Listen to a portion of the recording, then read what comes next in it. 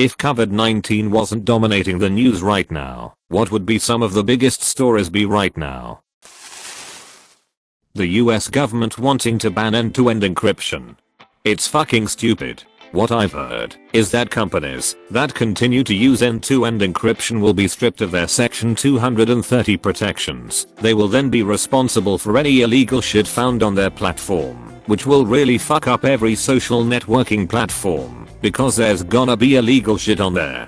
Companies that comply and remove their E2E encryption will keep their Section 230 protections, but essentially open up their platform to a host of security vulnerabilities. As a cybersecurity enthusiast, I should point out that a ton of its supporters seem very uninformed on the benefits of E2E encryption. It's a stupid idea. Edit. For those wondering why the government is even considering this, it's because the bill supporters claim it will bring child predators to justice. It's a stupid idea that won't work, and I honestly don't see how anyone with the slightest bit of clarity could think otherwise. They want them open to security vulnerabilities so it's easier for the government to secretly take data from them. While that is certainly true, even people as dumb as US senators should be able to grasp the idea that if you make a hole in the wall of a bank to let the police in quicker, then bank robbers can also go in through the hole in the wall. It really is that simple. The 2020 presidential election. Never thought I'd be thankful for a pandemic. Seriously, who the fuck is going to win? I really thought Trump was gonna win easily, but now with all this stuff, who knows what's gonna happen. Economy turned to shit, plus who knows how many people are gonna be dead in the next couple months. Wonder if the blue collar will turn their back on Trump. Considering the advanced stage of every candidate still left in the presidential race, COVID-19 might pick the next president for us. The former king of Spain and his Swiss accounts. Wow. That is crazy. Seems like it's the perfect time to get away with whatever you want.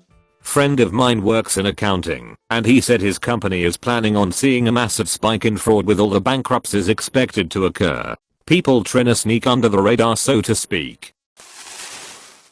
I would hope the locusts plaguing East Africa, the Middle East, and the Indian subcontinent. It's describing some swarms as being the size of New York, and they are eating their harvest, threatening widespread famine. I think without coronavirus we would mobilize to try to control this population the way we did for Zika carrying mosquitoes in the Americas. Plagues, wildfires, locust. I know things like this happen, but definitely getting some apocalypse vibes.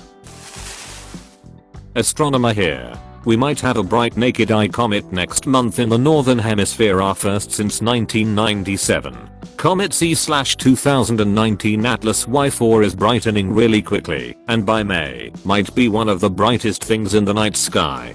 I mean, comets are notoriously tricky to predict in brightness, as it might just break apart as it gets closer to the sun. But it's really exciting to think about, albeit no one has heard about it because of the pandemic. Though granted, doesn't a pandemic need a bright comet? Edit. You might be able to get it in binoculars right now, or at least have fun trying. Here is a star chart for it. And yes, the last bright northern hemisphere great comet was Hale-Bopp, which was up for about a year to the naked eye. If you were a southern hemisphere resident in 2006, however, you probably remember Comet McNaught. Edit 2, because many are asking, that bright star in the evening sky is actually Venus. It's around its peak brightness and height right now, and you should go take a look if your social distancing allows it. Might as well take a break from Netflix and look at a whole nother planet. Close bracket. Edit 3. No, there is no chance of the comet hitting us or affecting life on Earth beyond potentially getting bright. You know what? I'm really excited for this. Thank you for that information. The nearly 2-year-long Ebola outbreak in the DRC has ended. The last patient to be treated has survived. Wow. I was worried about this a couple of months ago, but then the pandemic that must not be named took over my attention and I forgot about it. Incredibly brave people fighting Ebola.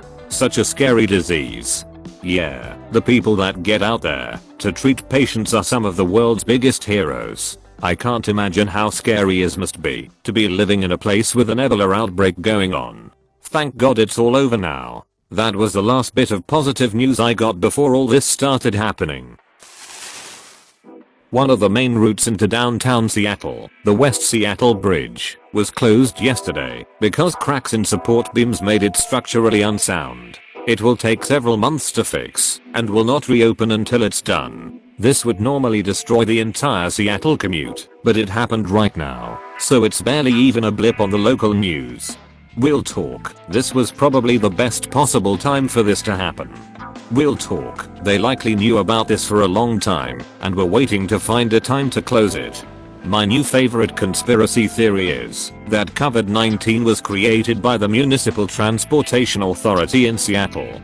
Don't be ridiculous. The government actually created COVID-19 to keep people inside while they change the batteries on all the birds. That Putin changed his country's constitution so he can be president until 2036. I think we've all known for a while that dude's going to leave power in a casket and not a moment sooner. I mean, he could go the North Korea route, having him as supreme leader forever and the person running the country just be like the prime minister.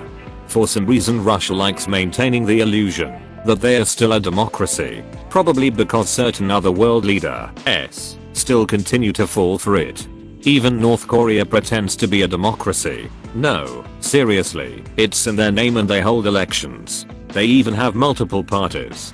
To be honest, I'm not so much afraid of Putin being in power longer. I'm more afraid of when he finally kicks the bucket and leaves a power vacuum behind. I'm not a fan of the man myself, but he's better than a warmonger arising and creating the Cold War Part 2. CRISPR was just successfully injected into a live patient to treat genetically caused blindness. Whoa, that's awesome. Much easier for him to tell which direction is upstream now. The scale of this discovery is huge. The migration to this biotech will go swimmingly. This whole situation is fantastic. Okay, enough. Now we are just fishing for puns. This was the one that really reeled me in. Yeah, man. I'm hooked. Pardon my lack of knowledge, but for those of us uneducated folks, what's CRISPR? And how is it doing this? Clustered regularly interspaced short palindromic repeats, CRISPR, pronounced CRISPR, utilizes the Cas9 enzyme and a plasmid in order to cut DNA and insert the sequence of nucleic acids that you desire. In essence, one can select which parts of DNA that are undesirable and replace them with something else that is synthesized in a lab. Some ethical questions that arise are long-term implications of experimentation with humans, as they are unknown. This is a very brief review of it from a biochemistry undergraduate's perspective. Pardon any mistakes. A couple small clarifications. CRISPR doesn't insert anything. The Cas proteins just cut. The DNA is repaired by its own endogenous mechanisms, hopefully incorporating the desired sequence or mutating the gene enough to inactivate it. This is an important distinction, because while the most famous use for CRISPR systems is gene modification in humans, it's far from the only use. It doesn't use a plasmid, it uses guide RNA to tell the Cas protein where to cut. Basically genetic modification. It's good BC. It can treat genetic diseases like said above, but it can be horrifying as it can lead to terrible things, i.e. designer babies. Will life create a character? Build a baby, coming soon to a mall near you. Yes, the Hong Kong protests are still ongoing. The Chinese government is getting more heavy-handed now that everyone's attention is focused elsewhere.